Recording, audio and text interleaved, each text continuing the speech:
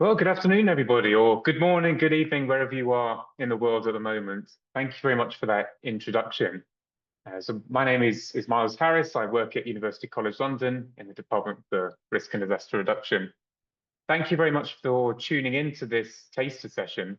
I'm really looking forward to giving you a whistle-stop tour of some of the areas of research and teaching that I look at, but also signposting some careers that you may be interested in should you want to work in the humanitarian sector, the disaster response sector, and things like that.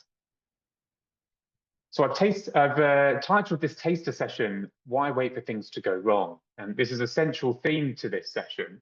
Essentially, we know that things do go wrong, whether that's in remote environments, which I'm going to talk about later on, or it's in our cities and towns. And essentially, what I've been looking at in my career is how do we stop these things from going wrong before they happen, rather than waiting for a crisis to happen? What could we do beforehand? So really, there's a central aim to this taster session, so to have an overview of how to reduce risks to health in field-based deployment roles. And this again relates to your careers that you may want to pursue. I've got three objectives to achieve this aim, which are to list examples of risks to health in remote environments, how we can develop a risk mitigation strategy and inform training before going to the field, and then finally to talk about field-based careers. And I'm more than happy to answer any questions if you have any at the end. So just to add to the introduction that Dan gave a few minutes ago, he mentioned that I have a nursing background, and I also work as a mountain leader. So this involves guiding groups of people in mountainous environments for either adventure tourism, or it might be as a training exercise for research purposes. So the image on the left is really my happy place. My master's was in practice education, which is looking at how do you apply theory that we learn in university and through research and apply that in practice, so practice being industry. And what I worked on for quite a long time was developing a new nursing profession in the UK called nursing associates. I wrote a textbook about understanding person-centered care. And this is another theme that's sort of come through my research and practice. Finally, on the right-hand side, this is an image of me and a colleague of mine who's a medical doctor. This is about 5,800 meters up in the Nepalese Himalayas. And the yellow tent that you can see in the background is our hospital tent. And essentially, we were looking after a group of 12 people in this environment over 3 to 4 weeks. So any healthcare that we needed to provide had to be with either the equipment you can see in the red and blue bag in the foreground, or within that yellow hospital tent at the back. The point being that that's quite a small space and not much resources. So I've mentioned that I do some work as a mountain leader and as an expedition medic. So I am very privileged enough to go to lots of remote environments. So I've got just a few photos of some environments that I've been to in the past. And this is a question that you can ask yourself as you look through them. What sort of risks do you see? So this is an image of one of the tallest mountains in England. If I was to pan the camera 180 degrees, you would look at a mountain called Scafell Pike. And this mountain, sort of confusingly, is just called Scafell. And those of you with very keen eyesight may be able to see two people stuck in the middle of this rock face. The story is that they decided to go up a relatively easy climbing route, but then realized halfway that it actually got a little bit harder. And then they realized that climbing down is a lot harder than climbing up, so they got stuck. Fortunately, they were calling for help, and we were able to phone mountain rescue. And this is the mountain rescue team coming up. There is a happy ending to the story, which is that they did get down absolutely fine, although they did have a bit of a hard lesson learned about not going up in shorts, t-shirts, and trainers. So there are lots of risks associated with in a climbing environment, but you can increase the risk and increase the hazards by going to different environments. So this is an image of a climbing partner of mine. We were on a glacier in Iceland doing some training on ice climbing and glacial rescue and that sort of thing.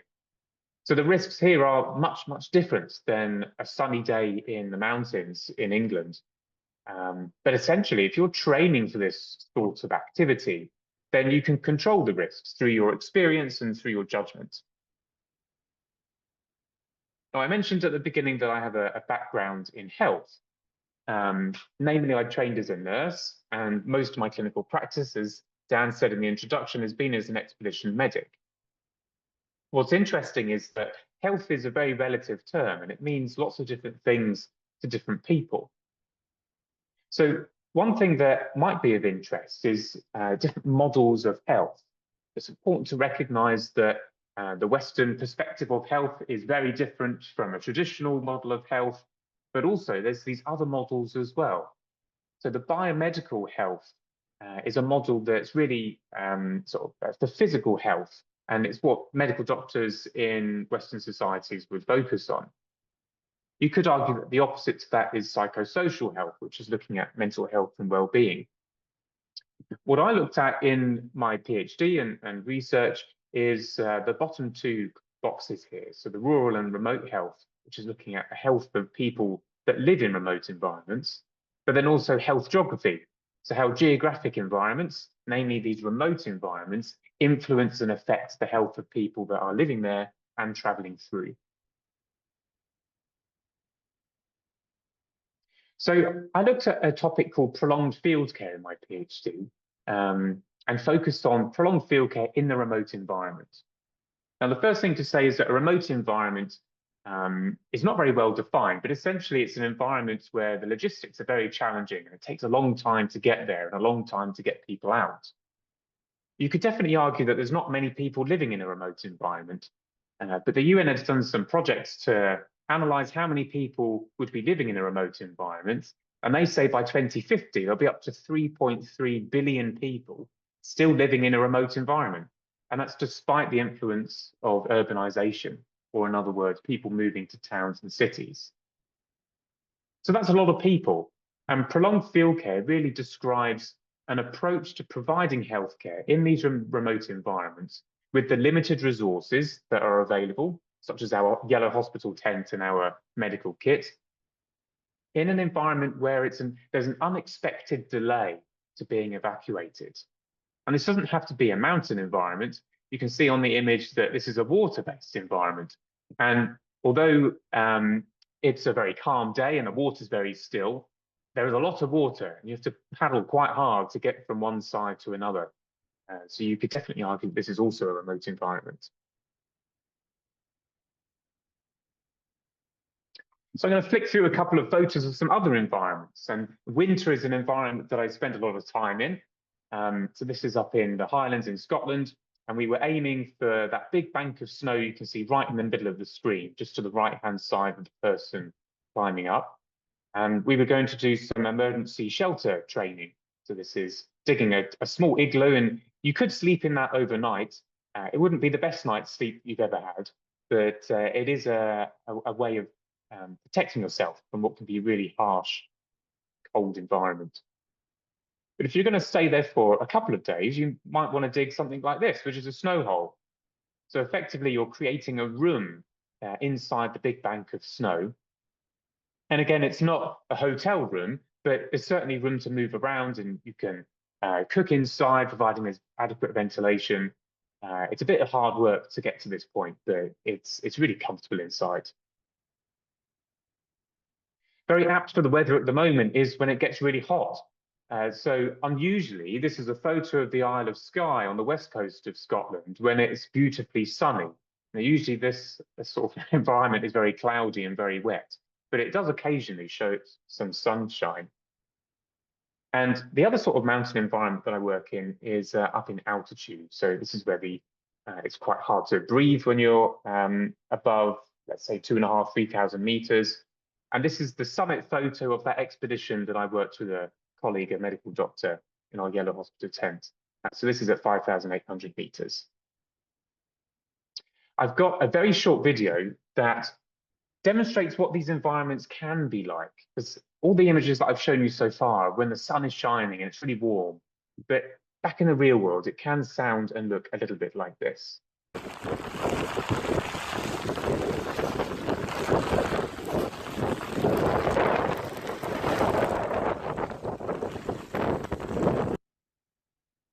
So this is a group of military personnel that are doing some winter survival training. They're digging a snow hole, but you can see that the weather conditions are very, very different. And that person there is screaming at the top of their lungs, but you can't hear them because the wind is so strong. So it can be really difficult. So I'm not going to spend too long on this slide, but to summarize it, essentially, you can develop a risk mitigation strategy to manage the risks that are associated with these environments. And this is an image I took from my PhD thesis, which essentially says that there are 3 steps to doing this. Firstly, that you need to assess the risks and the hazards that are related to health, and they're relative to time, place, person, and activity. So the time of year that you go, to the place that you go to, with the people you're going to do some sort of activity. And all these risks are interconnected. Once you have an understanding of this risk and hazards to health landscape, as I've called it, you can then develop a risk mitigation strategy focusing on healthcare practitioners being able to make decisions for themselves autonomously, to use critical thinking skills, but also to use a person-centered approach to the healthcare that they're providing as well. Once you've got a strategy in place, then there's the training part, and this is all before you go to these high-risk environments. So essentially, you need to take a group of people that are going to this environment and let them practice these protocols that you've put together. And it's important that these protocols are tested up until the failure point. So you purposefully make the team fail at the tasks that they're getting, because that way they're familiar with what the point at which failure occurs, and that way they'll be able to develop their own strategies and how to manage that in the field.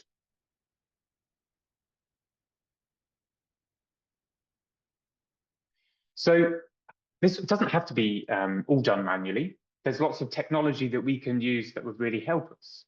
So I've got an example here, again from this expedition to Nepal at 5,800 meters. And one thing that we did before we went is we were able to use Google Earth to have a look. So if you were interested in coming to study at UCL, then you may want to, you may be coming to our Bloomsbury campus, which looks a little bit like this.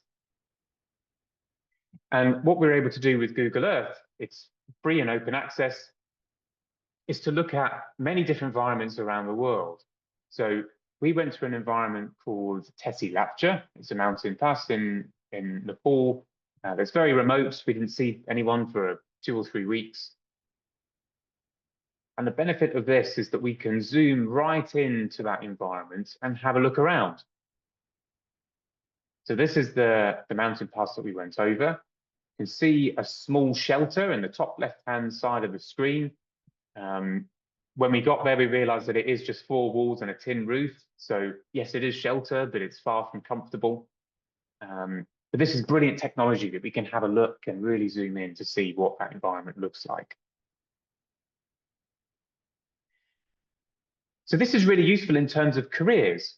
And there's lots of modules in our undergraduate degree and postgraduate degrees that we have in the Department for Risk and Disaster Reduction that uses GIS, or Geographic Information System.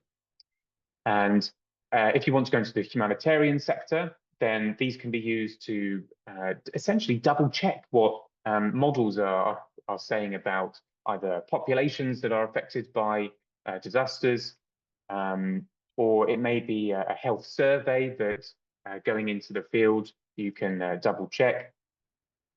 And then also improving efficiencies of programs that have been developed.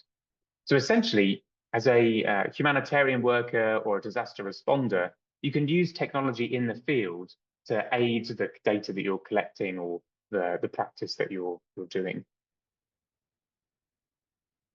To give you an example, this is taken from a paper about the 2015 Nepalese earthquake, and the darker colors, the darker red colors, they show a greater number of people that were displaced 4 months after that earthquake. And this is really important information for us as practitioners and as researchers, because we're able to then identify where resources need to be sent to.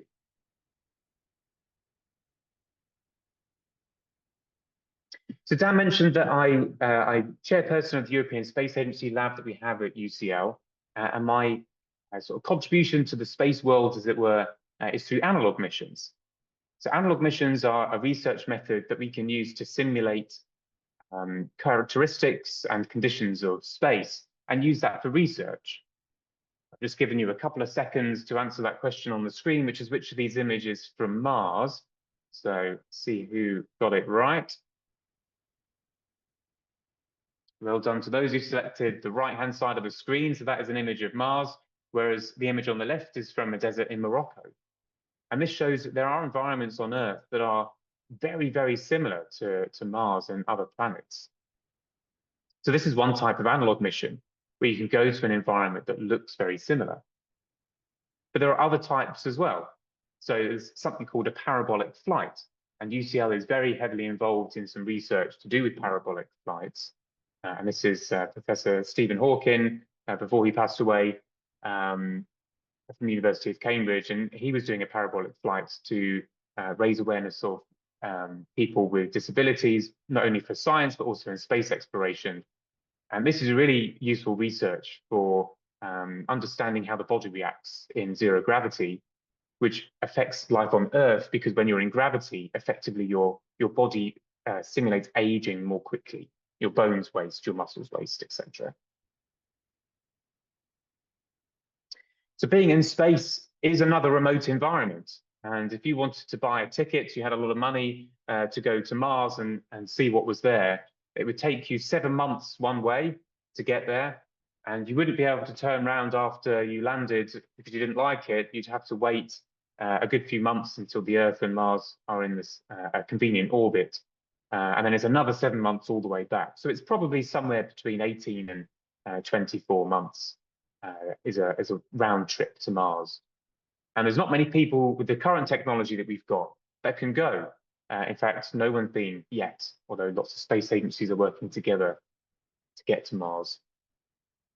And being isolated for that amount of time can have a real effect on people's physical health, their biomedical health, but also their mental health and well-being, psychosocial health. So there's analog missions to do with isolation. The final example before I tell you about the one that I looked at is there is such a thing as being an aquanaut. So an aquanaut is usually a trainee astronaut or a researcher that's an experienced diver, and they live underwater for days, if not weeks, depending on the analog mission facility. And this is a brilliant analog of being in a low gravity environment and a non-breathing environment as well, again, for research purposes. So what I decided to do is something a little bit different.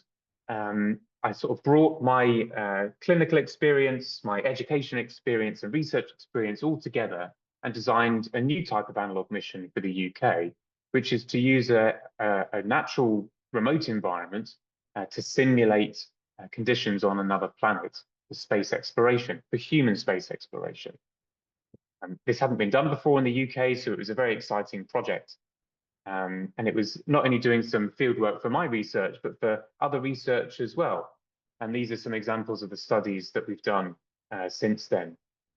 So looking at medical anthropology and how the relationship between place and health influences one another, medicines in space, as well as emergency planning and then testing technology in remote environments as well. So this environment that I designed the analog mission for was a remote and uninhabited island on the west coast of Scotland. And I've got some drone footage here for you to show you what that looks like. And I'll play this a couple of times so you can get a good look at it. Essentially, this island is very difficult to get to. The third biggest whirlpool in the world is just off the coast of this island. And you can see that the topography is very hilly. There are flat plains. There are also caves on this island. There are very difficult to get off. You can only get there by powerboat. So it's a brilliant analog for that remote environment. You may be thinking it doesn't really look like another planet unless we suddenly discover that there's heather and grass on the other side of the moon or Mars, which is unlikely. But for this type of analog mission, we weren't interested in making it look like another planet. We wanted it to feel like another planet. So the analog astronauts that we brought there, they weren't allowed to use their phones. They were completely cut off from the world for a couple of weeks, and they were conducting research just like professional astronauts. And this enabled us to answer the question, can the UK be used as an analogy for another planet? And because we were able to successfully do that program of research, we can confidently say the answer to that was yes. So this is an example of how I've brought the clinical practice and my education practice together, because we developed a training program for these analog astronauts before they went to this island, and we were able to test their resilience to the risks to health that they experienced for real in this environment when they were there. So I've been talking for about 20 minutes now, and that is a whistle-stop tour of everything that I've kind of covered.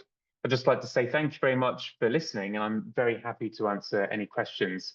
If anyone's watching on the recording, please feel free to email me on the address on the screen. Thank you.